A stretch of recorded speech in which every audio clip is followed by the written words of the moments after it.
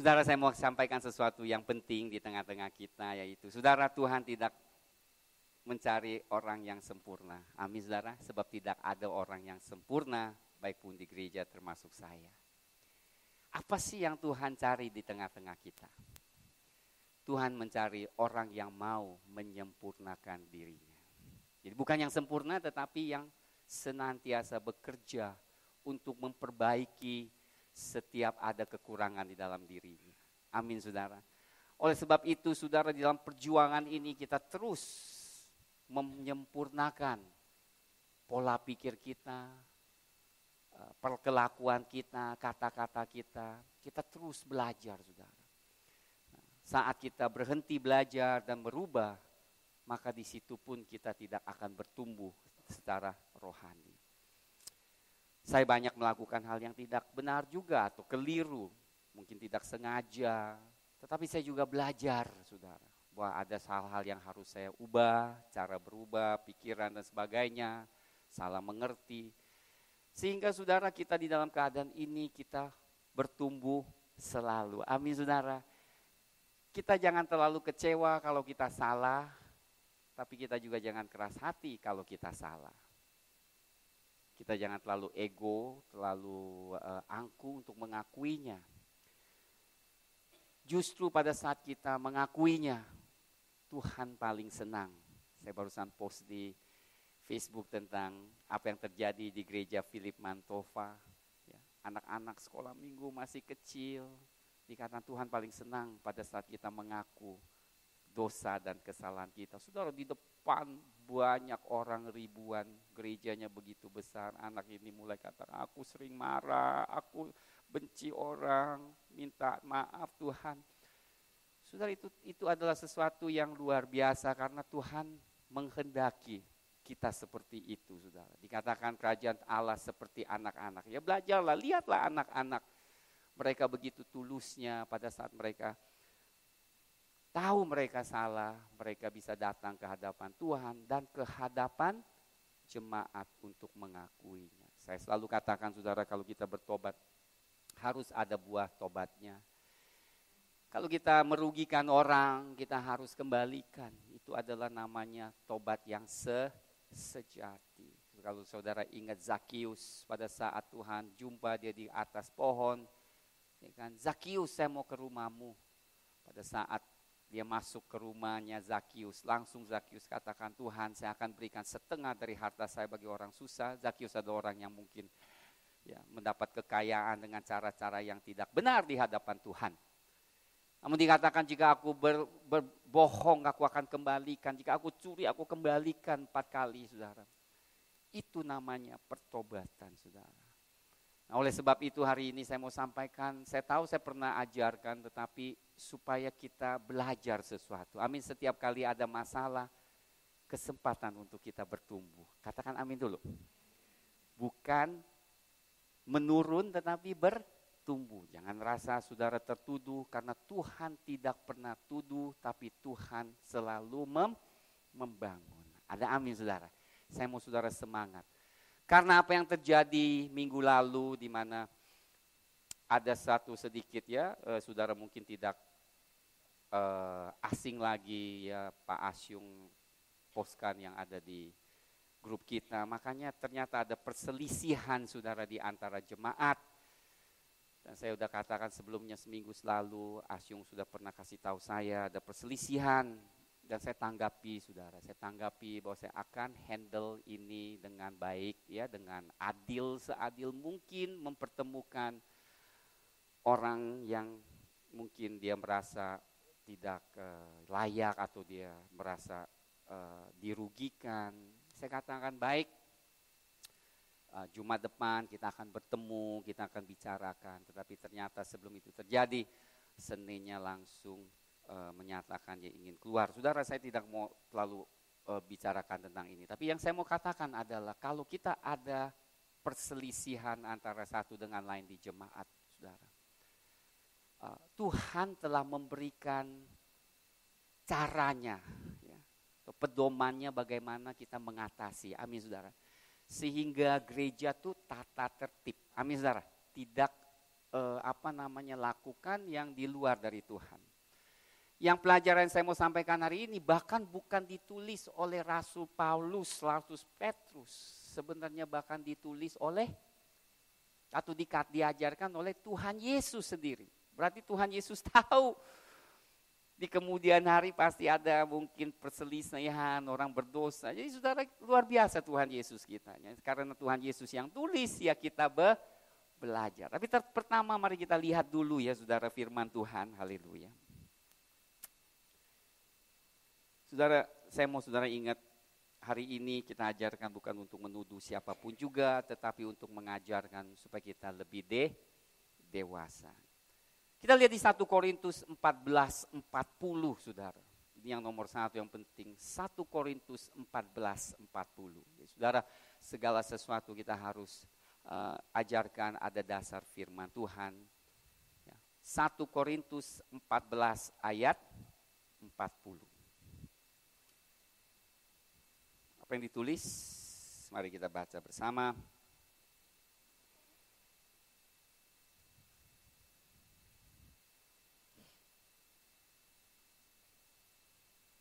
Segala, tetapi, kita baca sama 1, 2, 3. Tetapi segala sesuatu harus berlangsung dengan sopan dan teratur. Lihat kan?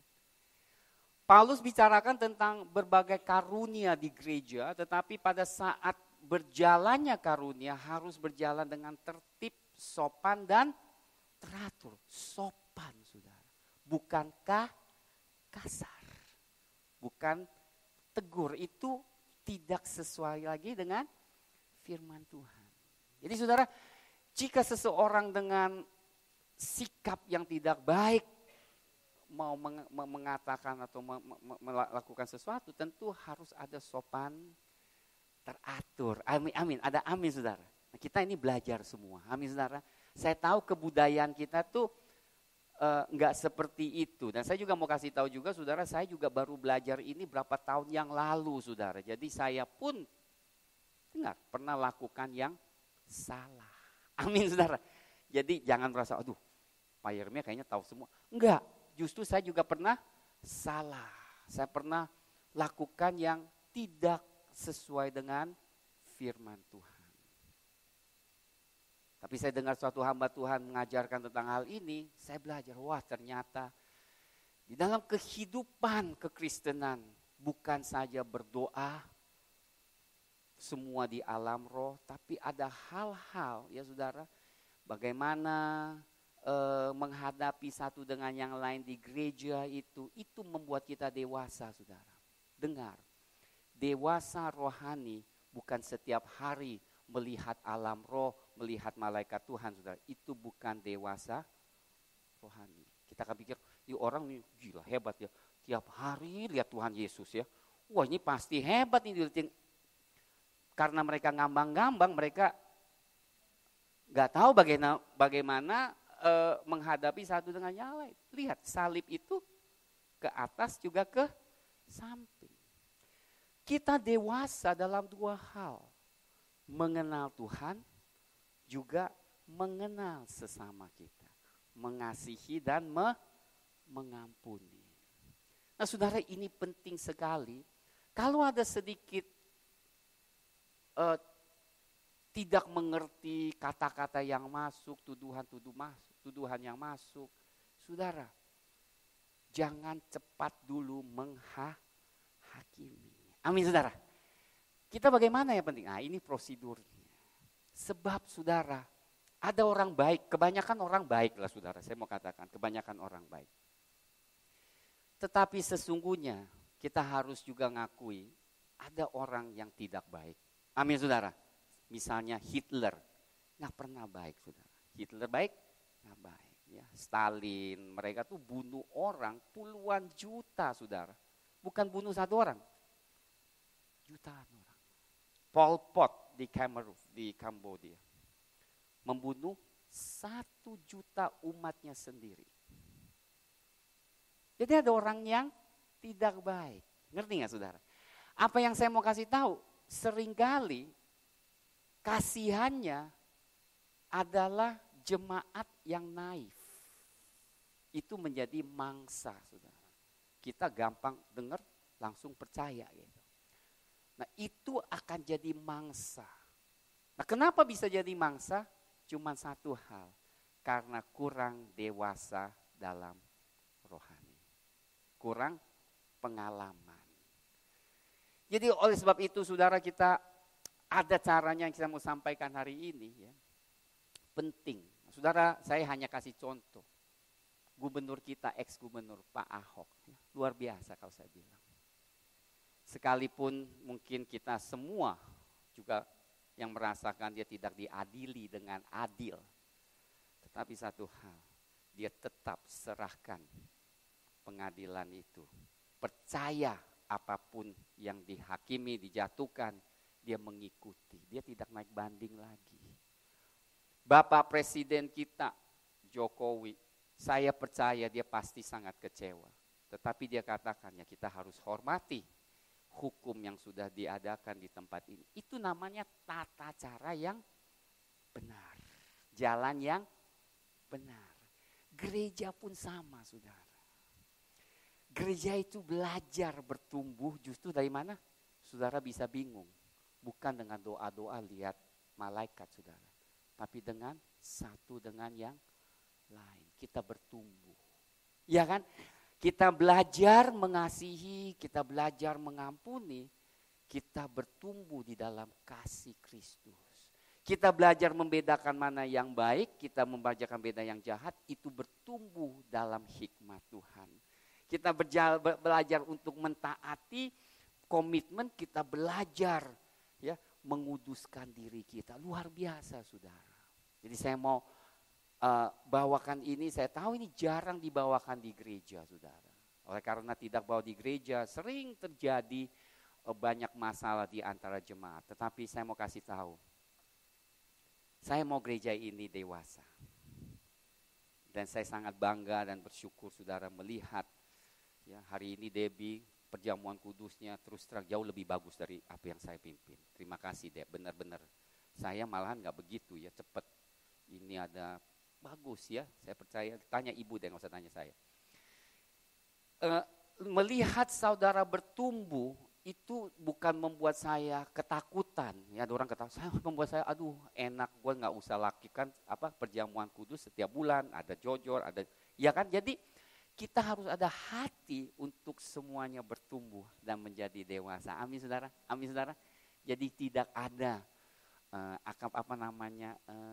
iri hati ya. Itu enggak bagus di dalam gereja karena Tuhan adalah Tuhan yang memberi.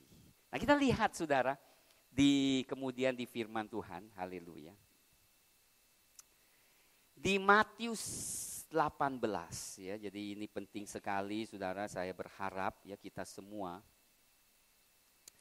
kalau saudara mungkin di tengah-tengah ya ada yang mungkin lontarkan, aduh ini ada begini, orang buat begini, saya dengar nih orang begitu terhadap saya. Saudara, anjurkan dia mengikuti prosedur yang ada di firman Tuhan. Sehingga kita mendatangkan damai.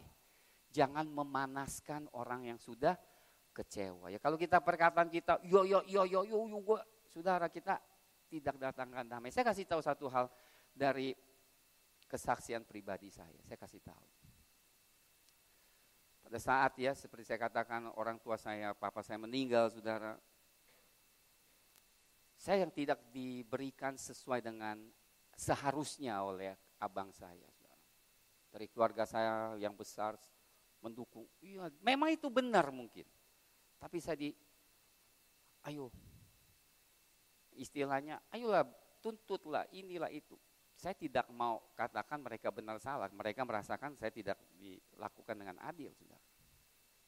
Tapi satu hal saya ingat, selalu saya ingat. Kalau saya bukan pendeta, mungkin saya lakukan. Tapi saya bawa nama Tuhan Yesus Kristus. Firman Tuhan nanti kita bacakan. Mendingan kita dirugikan untuk menjaga nama baik Tuhan Yesus. Daripada saya dapat sesuatu, nama Tuhan Yesus dibusukkan. Bagi saya tidak mau. Amin saudara. Jadi kita belajar hal ini. Itu enggak gampang, saudara. Sebab dalam hal itu saya berpuasa 30 hari. Untuk apa? Hanya untuk membunuh kedagingan. Ternyata kedagingan susah juga dibunuh ya, saudara ya. Harus dengan doa, puasa sampai lemes baru mau mati, saudara. Kedagingan itu enggak main-main. Sangat kuat di dalam kehidupan kita. Oleh itu kita selalu harus datang kepada Tuhan, minta belas kasihan Tuhan. Amin.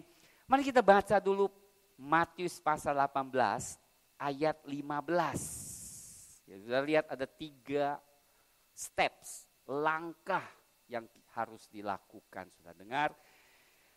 Pasal 18 ayat 15. Saya minta saudara buka Alkitab, catatkan, jangan lupa ayat ini. Ini Tuhan Yesus sendiri yang ajarkan kepada kita. Kalau saudara punya Alkitab bahasa Inggris, saudara lihat itu semuanya merah kata-kata ini. Apabila saudaramu berbuat dosa, tegurlah dia di bawah 4 mata. Lihat enggak? Tegur dia di bawah 4 mata. Jika ia mendengarkan nasihatmu, engkau telah mendapatnya kembali. Maksudnya kalau dia mengakuinya dengan 4 mata, jangan disebarluaskan, itu paling baik karena tidak memalukan orang itu yang berbuat salah. Kita selalu mau memberi kesempatan, tetapi saudara kalau sampai terbuka, ya saya juga harus terbuka. Amin saudara. Kita selalu tidak mau bukakan kalau kita masih belum tahu asal usul dari masalah itu. Itu namanya menghormati orang yang ada perselisihan. Ya kan kita hormati saudara, kita nggak mau tahu. Tetapi, nah kalau 2 mereka ini nggak bisa selesai, barulah Tuhan Yesus ajarkan langkah yang kedua.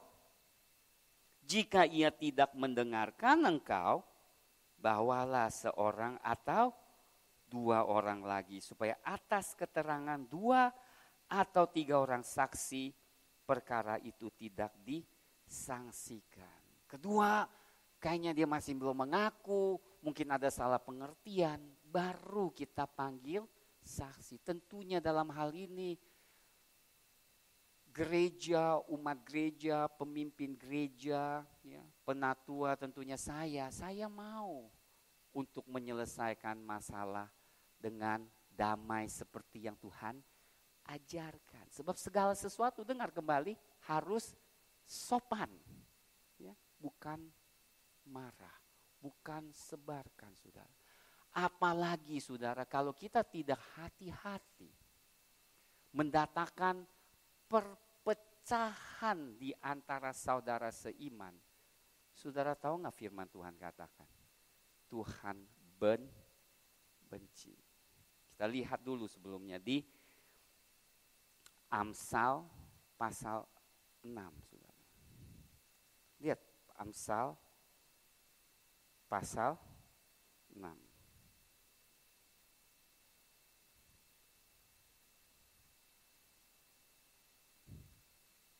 Ayat 16 sampai 19.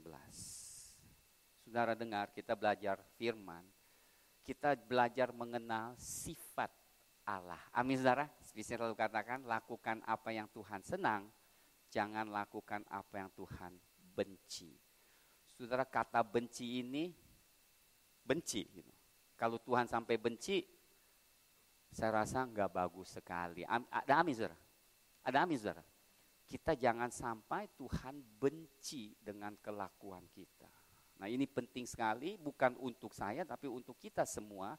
Supaya kita bisa hidup dalam kasih karunia Tuhan yang senantiasa diberkati. Amin saudara.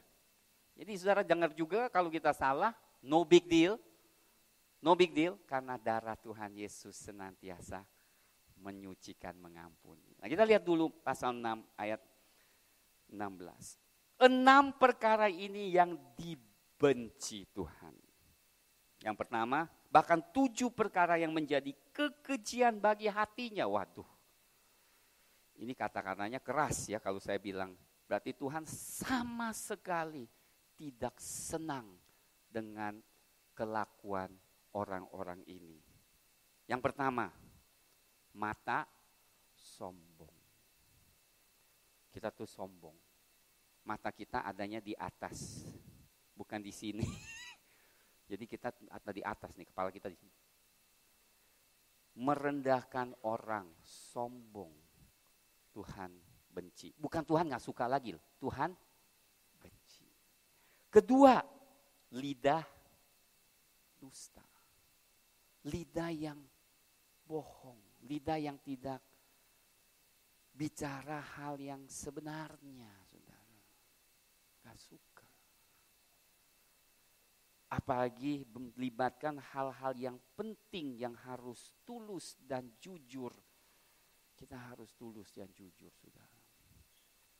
Ketiga, tangan yang menumpahkan darah orang yang tidak bersalah. Bom yang bunuh orang yang tidak berdosa.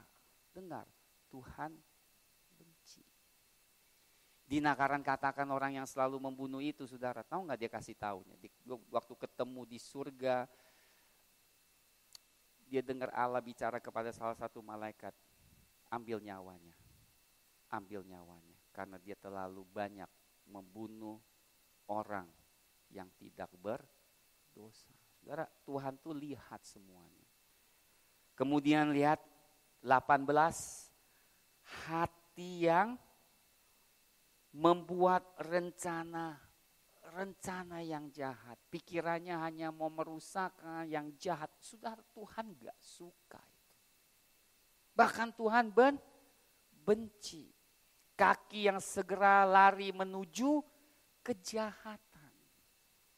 Ayat 19, seorang saksi dusta yang menyembur-nyemburkan kebohongan. Kemudian yang terakhir, yang ketujuh, yang dikatakan keji bagi hatinya, menimbulkan pertengkaran saudara.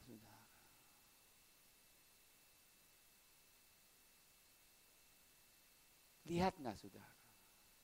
Menabur saudara pecah, keluarga pecah, bukan kebenaran. Ada orang karena kebenaran dia terima Tuhan Yesus, ya ada sedikit namanya dianiayai. Tapi bukan melakukan orang di keluarga tuh saling benci, saling tengkar, bukan hal kebenaran. Itu Tuhan Saudara, kita harus takut akan Tuhan, saudara. Gereja harus takut akan Tuhan.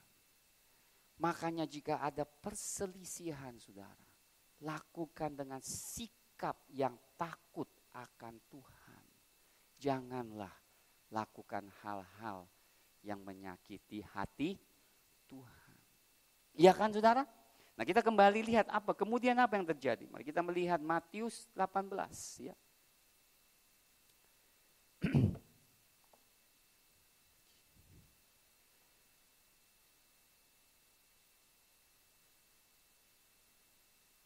Jika ayat 17 tidak mau mendengarkan mereka, sampaikanlah soalnya kepada jemaat. Dan jika ia tidak mau juga mendengarkan jemaat, pandanglah dia sebagai seorang yang tidak mengenal Allah atau seorang pemungut cukai. Berarti orang yang gak ada artinya lagi. Di mata Tuhan tuh tidak ada lagi saudara nilainya. Lihat gak saudara? Aku berkata kepadamu sesungguhnya apa yang kamu ikat. Nah saudara dengar. Sesungguhnya apa yang kamu ikat di dunia ini akan terikat di surga. Dan apa yang kamu lepaskan di dunia yang akan terlepas di surga. Berbicara bahwa saudara keputusan yang akan diambil oleh gereja. Jika menjalankan sesuai dengan ini. Maka Tuhan hormati keputusan yang diambil oleh gereja. Engkau ikat di bumi, Tuhan ikat. Engkau lepas, Tuhan lepas. Ngerti gak? Itu berarti gereja diberikan otoritas. Ada amin saudara. Saya tidak suka menakut-nakut, saya tidak. Tetapi saya juga harus sampaikan. Kalau saya tidak sampaikan, saya yang bertanggung jawab di hadapan Tuhan. Tapi kalau saya sudah sampaikan, saya harus taat lah istilahnya. Ya saudara. Dan lagi aku berkata kepadamu, ayat 19. Jika 2 orang daripadamu di dunia ini sepakat meminta apapun juga, permintaan mereka itu akan dikabulkan oleh Bapakku yang di surga. Sebab di mana 2 atau 3 orang berkumpul dalam namaku, di situ aku ada di tengah-tengah mereka. Artinya apa?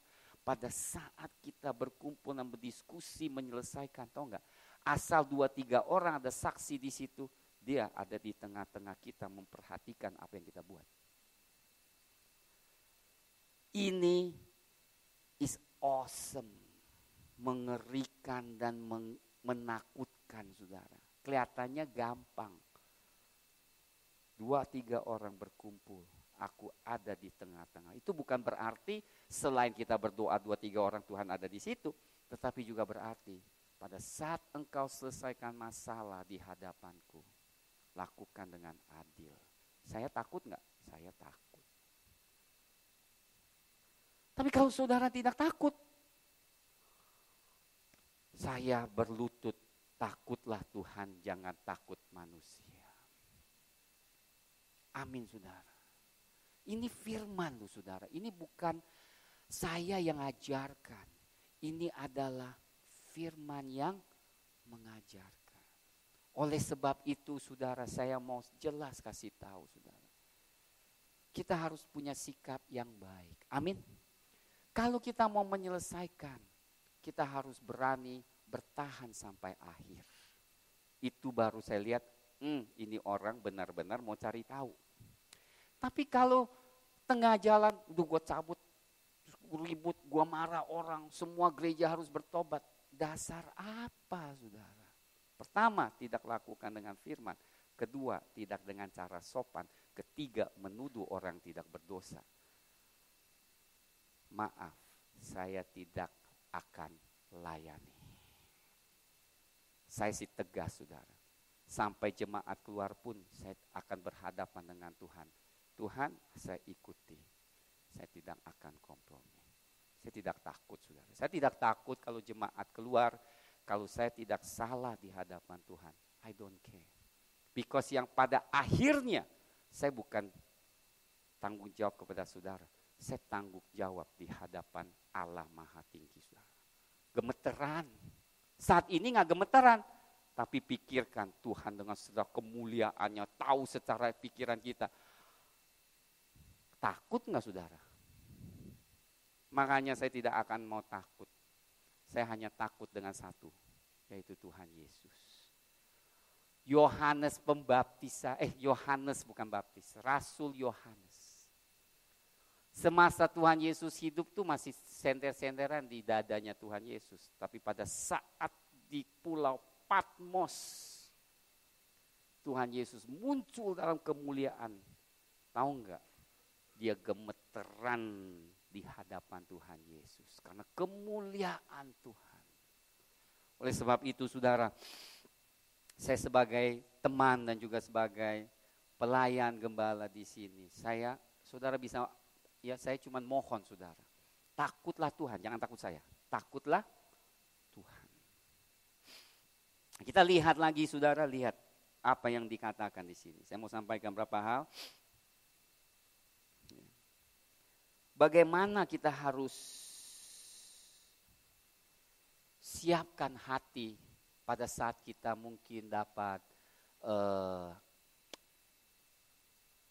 omongan, laporan ya tentang seseorang dan sebagainya saudara. Yang pertama, jangan reaksi dulu. Amin saudara. Seperti yang Tuhan katakan, jangan sebarkan dulu. Tapi datang kepada orang itu. Ya kan? Bicara dengan damai. Hati harus damai. Yang penting saudara, apa sih yang mau dicapai di dalam perselisihan ini? Damai. Kita harus ada pikiran, yang penting gue mau damai. Kalau kita tidak ada tujuan untuk damai, percuma saudara. Misalnya suami istri bertengkar ya kan, pada akhirnya untuk apa sebenarnya? Damai, saling mengasihi lagi. Bahkan lebih erat lagi ya kan, biasa kalau udah salah mengerti, cintanya lebih kental ya kan. Biasa kan film gitu kan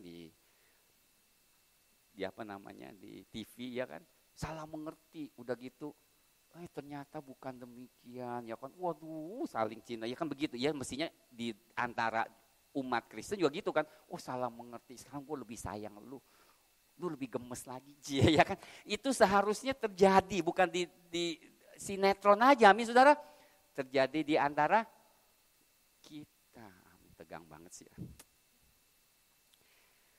Kedua, saudara, kita harus menguasai diri. Amin, saudara. Bawa dalam doa. Tuhan, ini saya dengar, saya kecewa ini sudah Tuhan. Bawa dalam doa. Supaya kita tidak cepat terpancing dengan kata-kata. Bawa dalam doa. Keempat, beriman kepada Tuhan. Doa, kalau misalnya saya mau Pak Gembala atau siapa yang menjadi orang yang bisa dipercaya, yang adil, doa Tuhan berikan dia hikmat, percaya Tuhan akan berikan keputusan yang terbaik. Ada amin saudara? Kan kita orang iman, saudara harus tahu, saya tanggung jawab paling berat di hadapan Tuhan, bukan saudara. Kalau saya memihak dan memilih Yakobus, hajar saya, saudara. It's dangerous. Nah, seperti saya katakan, saya hanya takut Tuhan. Amin, saudara. Menguasai diri. Dan kelima, keempat ya. Ketiga atau keempat, saya lupa. Ketiga ya, keempatnya. Melibatkan orang-orang yang terlibat. Ya kan? Jangan panggil tuh kayak ya kan FPI dipanggil dari luar kota. Apa bedanya? Saudara, saya tanya, apa bedanya hanya mencari dukungan dan kekuatan orang luar untuk mendukung gua? Itu bukan cara damai. No. Makanya saya tidak akan layani sikap seperti itu. Saya kasih tahu, saudara nggak suka saya maaf. Sebab kita lihat di Indonesia apa yang terjadi barusan pemilu. FPI tiap hari ributin. Benar atau salah? Yang sama sekali mereka tidak ada jiwa adil yang hanya mau menjatuhkan. Ada orang begitu? Ada. Buktinya di depan mata saudara barusan terjadi. Mereka mana bisa nilai si Ahok lakukan yang baik. Hati mereka hanya gue mau lu jatuh. Saudara kan kita kutuk-kutuk gitu. Nah kitanya begitu. Lihat gak?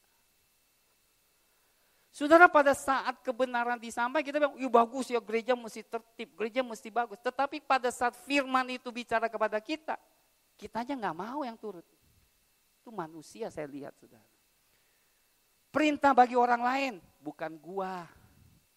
Sikap seperti apa? Firman Tuhan kalau nggak kena, benar tuh, itu benar. Pak Yeremia ngomong benar. Bagus banget tuh firman. Pas kena ke gua nggak datang lah, males gereja, males. What kind of attitude? Saudara tahu nggak kesimpulan saya? Cuma satu, childish, kanak-kanak belum dewasa.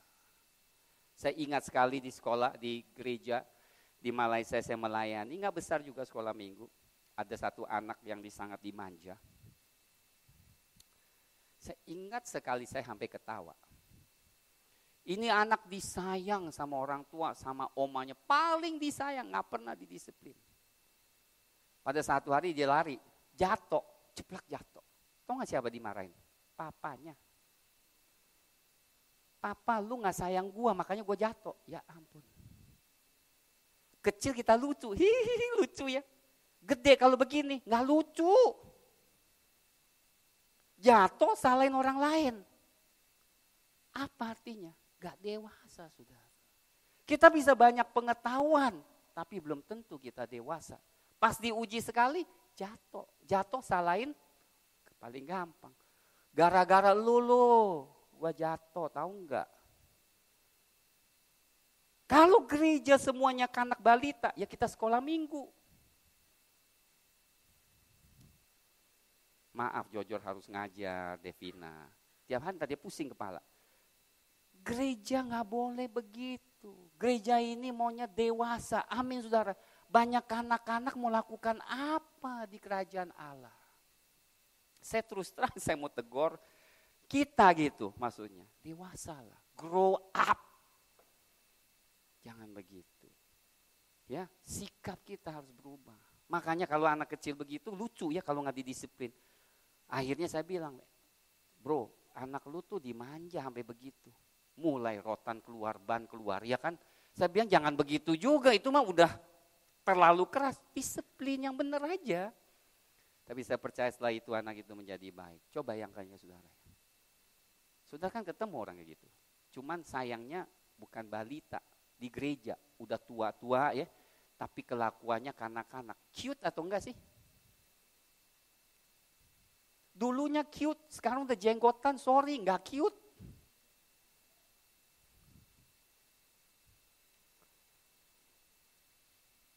Dewasa saudara, ini penting sekali. Menguasai diri, menguasai emosi, bisa pikir dengan baik, dan bisa logika. Pikir, analisa adalah tanda kedewasaan.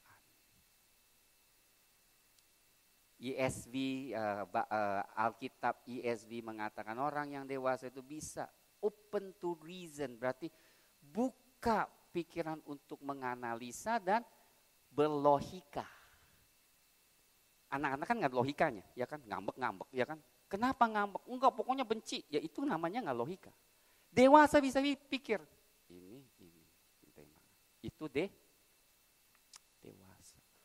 You need to be mature.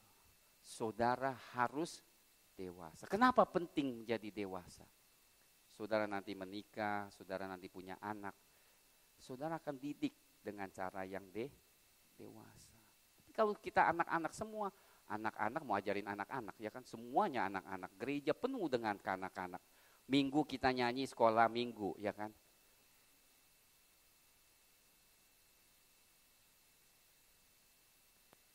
Give me oil in my lamp, keep me burning. Give me oil in my lamp, I pray. Nyanyinya lagu itu. Minggu depan kita nyanyi lagu itu. Nah kita lihat saudara, kemudian saudara.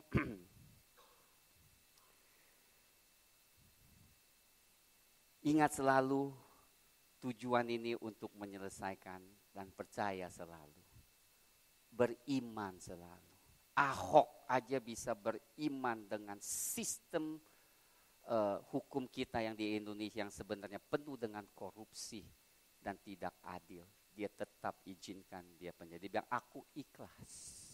Kalau sudah dijatuhkan ikhlas. Orang seperti apa? Dia itu adalah contoh yang saya belajar juga, saudara. Kita bisa belajar dari banyak orang. Saya kagum. Saya malahan marah-marah bagi dia, saudara. Ini gak adil banget. Tetapi saya melihat kekristenan. Kristus ada di dalam dia. Firman ada di dalam dia. Saya bilang makanya begitu hebat dampaknya ke seluruh dunia. Dia gak bahasa roh loh, dia gak doa 40 jam, tapi dia hidup sesuai dengan firman. Kita mau dampak. Saya percaya doa, jangan salah. Saya percaya puasa. Saya selalu ajarkan. Tapi saya lebih percaya hidup mencerminkan kebenaran Tuhan bagi orang-orang. Pakai otak juga, saudara. Ini otak dikasih Tuhan. Pakailah. Jangan disimpan-simpan, disayang-sayang nggak dipakai, saudara. Pakai, pikir, analisa, think. Iya. Then you will be wise. Saudara kan hikmah. Mari kita melihat, saudara, satu hal lagi. Lihat ya, saudara. Saya mau sampaikan penting sekali. 1 Korintus 5.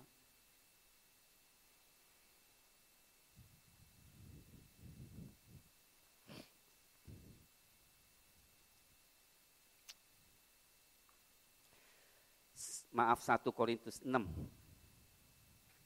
Sama saudara, Alkitab tuh ajarkan kita semua. Ada amin saudara. Buku pedoman yang paling penting dalam hidup kita, apa? Ahok hanya bawa apa? Alkitab. Bahkan Alkitab Mandarin. Nah saudara kalau mau Mandarin silakan. Alkitab Inggris, Alkitab aja boleh lah, India, silakan kalau saudara mau. Tapi dia hanya bawa buku Alkitab. Kalau gubernur kita yang lain dia nggak bawa, dia hanya bawa Alkitab. Bayangkan ya saudara ya, itu sampai kesaksian di mana-mana. Kenapa dia tahu dalam Alkitab ada petunjuk yang paling baik bagi kita semua. Amin. Makanya jangan malas baca. Jangan malas pelajari firman. Kalau kita tahu banyak masalah dan perkara bisa dihindari. Pasal 6 ayat 1. Apakah ada seorang di antara kamu yang jika berselisih dengan orang lain berani mencari keadilan pada orang-orang yang tidak benar dan bukan pada orang-orang kudus? Mencari keadilan di luar, kalau dia ada di gereja maksudnya, bukan soal Ahok ini sekarang. Kita bicara ada di gereja, ada perselisihan. Paulus katakan, lu berani minta pengadilan dari orang luar yang gak ada imannya. You berharap mereka mendukung dengannya. Paulus katakan, celaka itu bukan Tuhan. Orang yang gak kudus, yang sembarangan ngomong, cari adil sama dia, percaya sama orang itu. That is called bodoh. Paulus marah.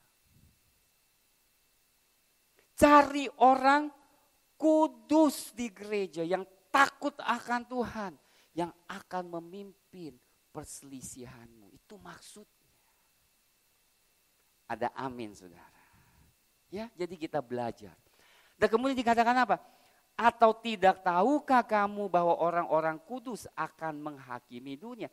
Kita yang akan hakimi dunia, kok kita dihakimi sama orang dunia?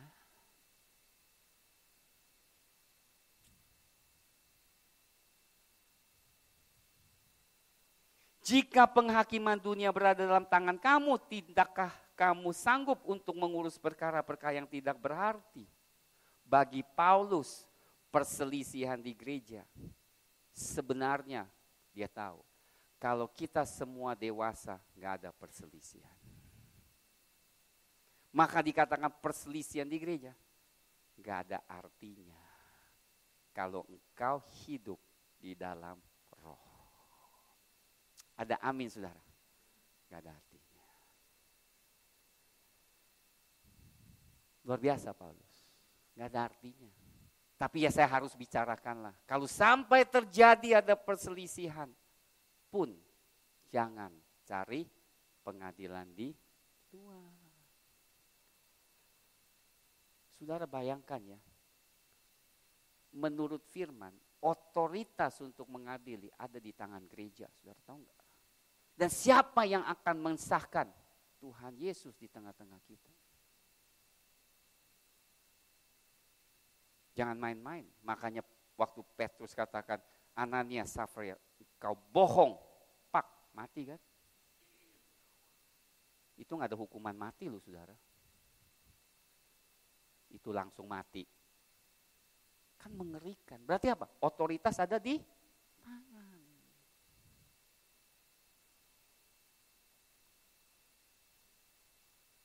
Sekalipun demikian ayat 4, jika kamu harus mengurus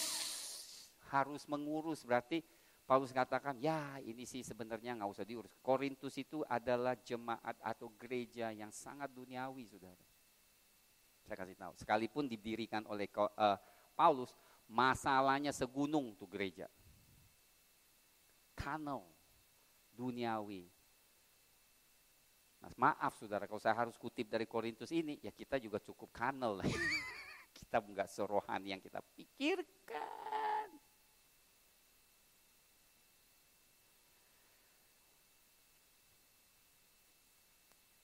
Sekalipun jika kamu harus mengurus perkara-perkara biasa, kamu menyerahkan urusan itu kepada mereka yang tidak berarti dalam jemaat.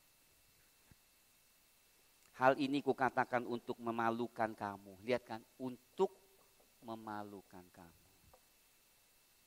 Tidak ada seorang di antara kamu yang berhikmat, yang dapat mengurus perkara-perkara dari saudara-saudaranya. Adakah saudara yang satu mencari keadilan terhadap saudara yang lain, dan justru pada orang-orang yang tidak percaya. Karena orang-orang tidak percaya, tidak ada prinsip dan pimpinan firman Tuhan. Mereka dengan cara feeling mereka. Saudara, frustrasi. Saudara, saya percayalah saudara pernah di dalam hidup ini dulunya mungkin gak kenal Tuhan, berusaha mencari suatu keadilan di orang-orang yang tidak percaya. Seperti gubernur kita. Frustrasi atau enggak? Karena mereka selalu double standard. Tidak mengikuti sesungguhnya ada yang dalam hukum. Ya kan? Hari ini dosa, hari itu dia enggak dosa. Yang ini salah karena agama dan lain-lain. Tuhan katakan, no, yuk cari keadilan di rumah Tuhan. Apalagi kita adalah anak Tuhan. Lihat ayat 8 saudara. Tetapi kamu sendiri melakukan ketidakadilan dan kamu sendiri mendatangkan kerugian, dan hal itu kamu buat terhadap saudara-saudaramu. Aku tidak tahukah? Atau tidak tahukah kamu bahwa orang-orang tidak adil tidak akan dapat bagian dalam kerajaan Allah? Lihat saudara, saya tanya, saya takut gak kalau gak adil gak dapat dalam kerajaan Allah? Takut gak saya? Saya sih takut banget saudara. Jadi saudara lihat, bukan dari pihak saudara, ke pihak saya pun saya takut, gemeteran.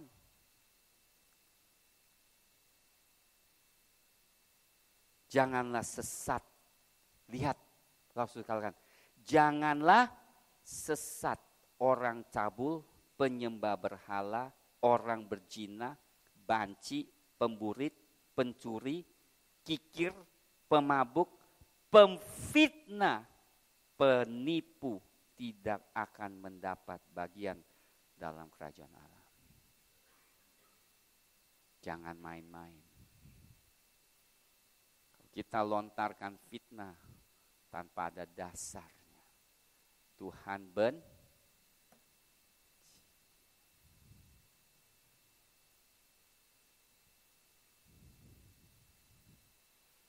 Berapa orang di antara kamu demikian dahulu, tetapi kamu telah memberi dirimu disucikan, kamu telah dikuduskan, kamu telah dibenarkan dalam nama Tuhan Yesus Kristus dan dalam roh Allah kita. Saudara, marilah gereja, amin, mempunyai sikap yang baik. Amin saudara. Terakhir saya mau kasih tahu di Yakobus pasal 3, merupakan hal yang luar biasa. Yakobus pasal 3, inilah yang saya mau sampaikan. Yakobus, lihat Yakobus pasal 3, 13 sampai 18. Hikmat yang dari atas. Ya 13. Saya mau saudara pulang renungkan firman-firman ini.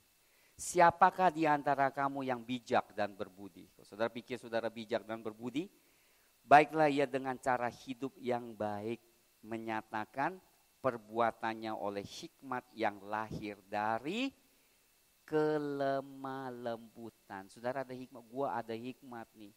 Nyatakan cara lemah lembut, bukan keras, tuduh, marah. Itu bukan hikmat saudara.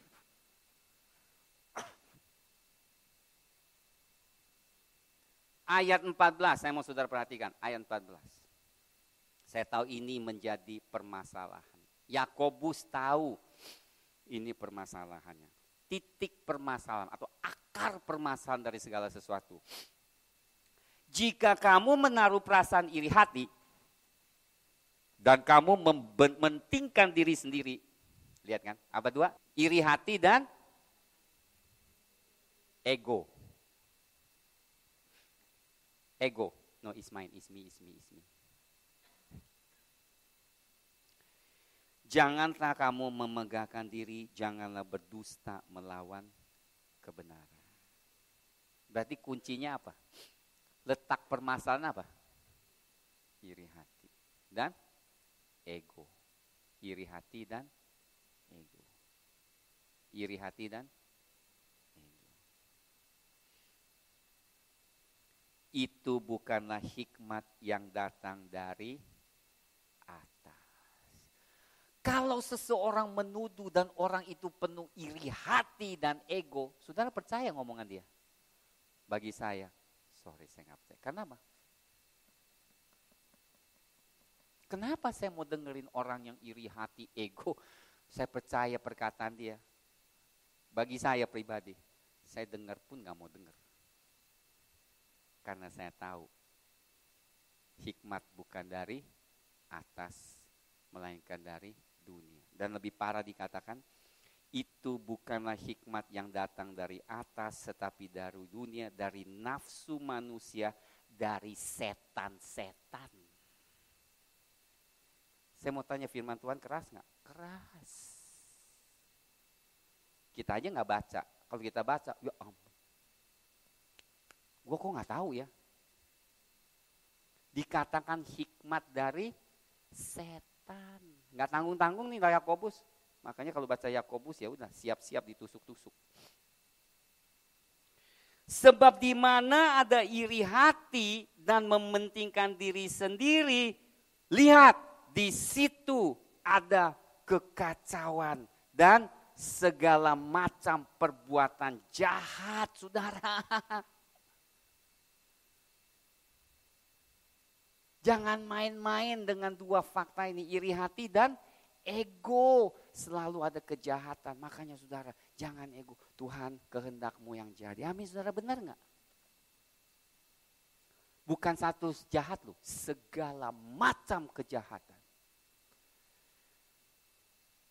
Tetapi ayat 17, haleluya. Hikmat yang dari atas adalah pertama-tama murni, bangun murni. Oh di situ murni, haleluya. Selanjutnya, Debbie, Jojor, dan ya, selain murni, Debbie, Jojor, Tika. Selanjutnya camkan. Perama, penurut, penuh belas, buah-buah yang baik, tidak memihak, tidak munafik. Dan buah yang terdiri dari kebenaran ditaburkan dalam damai untuk mereka yang mengadakan damai. Haleluya. Ada amin. Belajar sesuatu hari ini luar biasa. Kalau engkau benar, selalu damai. Kalau engkau benar, tidak ego. Kalau engkau benar, jangan marah-marah, jangan fitnah. Sebab hal itu Tuhan benci, yang parah tidak ada bagian dalam kerajaan Allah. Jangan main-main loh, saudara. Saya pikir keselamatan enak-enak. Enggak. Pikirnya keselamatan tanpa ada syarat lagi. Maaf, kalau saya lihat masih banyak syaratnya. Nah inilah masalah kita yang selalu mengajar, ya sekali selamat, lu udah selamat dah, pokoknya tenang dah, udah dalam Tuhan. Enggak, kita bisa menyimpang. Kita bisa kalau nggak hati-hati keluar dari jalur keselamatan. Bukan saya bilang, buktikan ya. Kalau dibilang katakan tidak ada bagian dalam kerajaan Allah, masuk gak sih surga? Masuk gak sih? Sekarang saudara tanya, masuk gak sih? Kalau hal-hal yang kita lakukan dibenci Tuhan, tiap hari kita benci-bencian di surga sama Tuhan.